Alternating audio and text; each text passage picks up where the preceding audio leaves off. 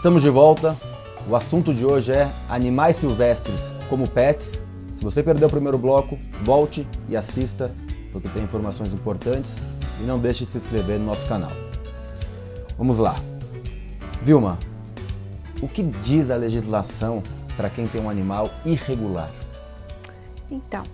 E o que o vizinho ou o síndico, no caso, pode fazer? A pessoa que tem um animal irregular, ou seja, ele foi adquirido de forma irregular, ele não tem origem, não se sabe de onde veio, não tem nenhum documento que ateste a origem legal desse animal.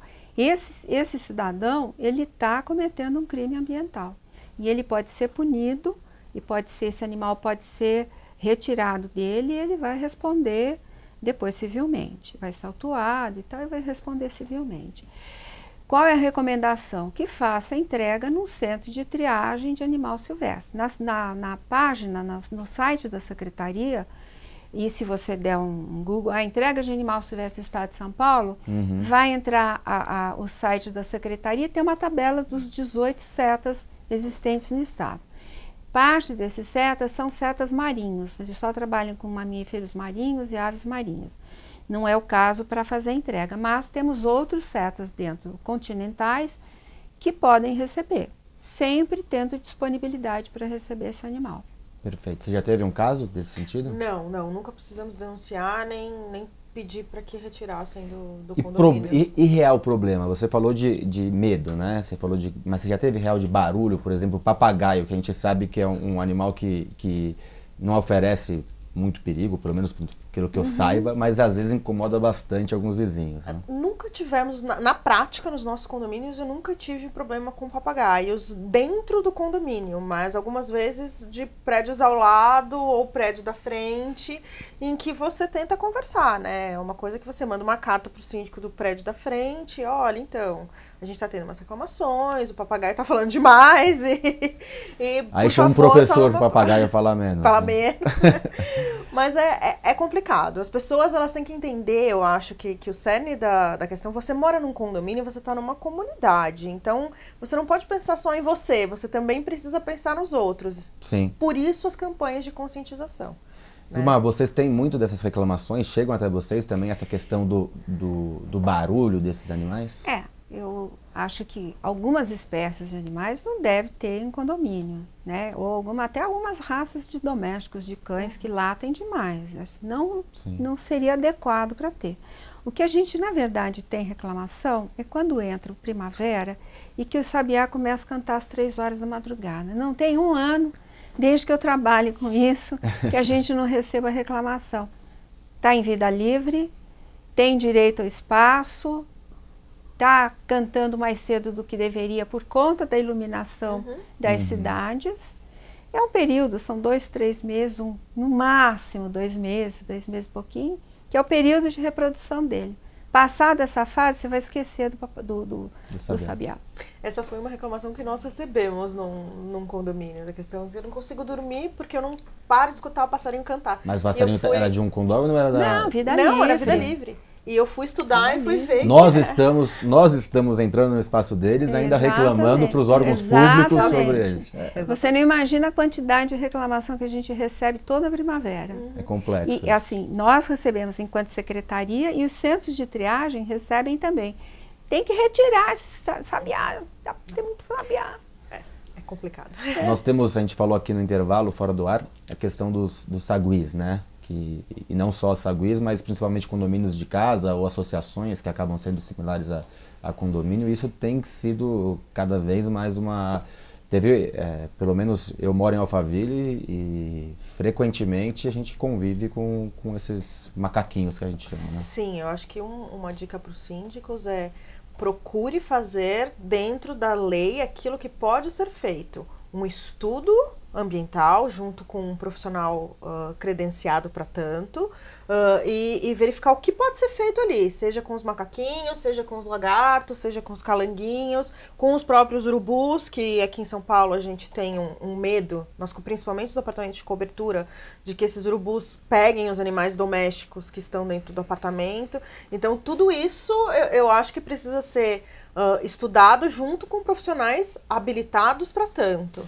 Vilma, o que pode ser feito nesse tipo de situação? Primeira coisa, uma pessoa que vai morar no condomínio, se for uma área residencial de casas, e onde era anteriormente uma área rural, ou uma fazenda, ou periurbana, ela tem que saber que antes de existir o condomínio, era uma área ocupada pelos animais silvestres, né? Mesmo que eles tenham todo um plano de trabalho para que seja implantado um condomínio, e que esses animais sofrem afugentamento para áreas próximas, alguns têm que ser resgatados e levados no centro de triagem, ainda assim tem uma resiliência do animal, ele costuma voltar para a área que ele habitava. Então a pessoa que vai morar numa residência dessa, ela tem que entender que ela vai ter muito mais contato do que se ela morasse numa rua dos Jardins, por exemplo. Sim. Né? A outra coisa é não alimente o animal de vida livre, porque se você atrai esse animal, ele vai estar sempre retornando. Quer atrair, quer observar? Plante uma frutífera nativa. Plante um canteiro de flores que vai atrair borboleta, vai atrair beija-flor, uma série de outras espécies que são interessantes de ver. Na hora que você alimenta esse animal, você cria estabelece um relacionamento que ele vai querer sempre estar presente na tua varanda, na tua janela.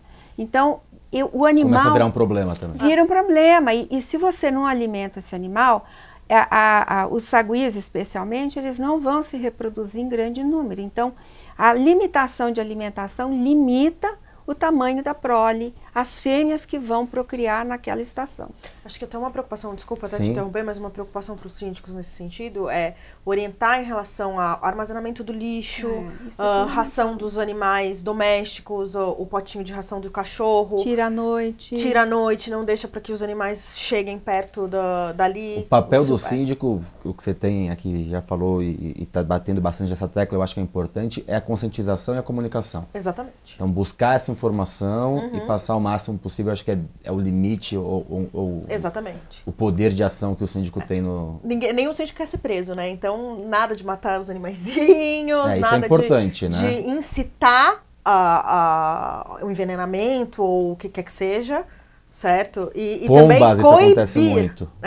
E coibir esse envenenamento e tudo mais, né? Então, nem passa na cabeça de um condômino usar desse artifício, de pensar em usar algum produto que possa afetar a fauna silvestre. Ele vai responder por maus tratos, e aí ele vai ter um problema muito sério, além do que a fauna tem direito de estar presente. Faz parte, é necessário para o meio ambiente. Deixa eu te fazer uma pergunta que eu não combinei antes, mas gostaria de saber se você sabe me responder. Eu tenho várias reportagens e eu tenho, em alguns condomínios, problema de escorpião. É uma coisa que vem acontecendo com frequência e os condomínios têm comprado galinhas de Angola para tentar segurar esse problema.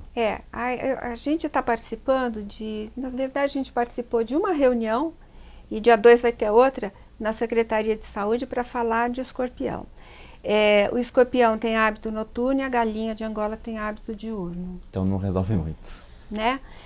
Fazer o controle biológico usando outros animais é muito complicado, porque você pode fazer a introdução de uma espécie exótica com característica invasora, que não é o caso da galinha da Angola. Ela pode eventualmente consumir um escorpião ou outro, mas algumas outras espécies que inclusive, mas podemos, cuidado, porque você também comete um crime ambiental quando você solta uma espécie exótica ao meio ambiente. Tem a ver com o que você falou, destinação adequada do lixo, a remoção da ração dos animais domésticos durante a noite, a não acumular entulho, a não fazer com que esses animais tenham acesso a calor ou mesmo alimento, vedar os orifícios por onde eles poderiam entrar, e nem sempre não é recomendado o uso de inseticida. Então, está sendo trabalhado, houve uma expansão, eu não sei exatamente, não é a nossa área, mas as recomendações são essas. Perfeito. Como segurar a iniciativa de alguns moradores, né? A expectativa de que... Então, não sei se você teve algum caso de escorpião, por exemplo. Não. Então ainda está sendo bem comum, então já se joga pânico. um monte de galinha de Angola, por exemplo, dentro de um condomínio.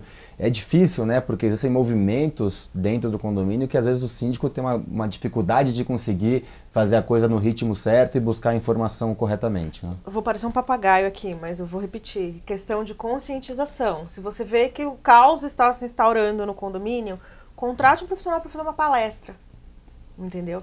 Então a gente tem meios de evitar o pânico e meios de fazer com que essa situação fique mais controlável, né?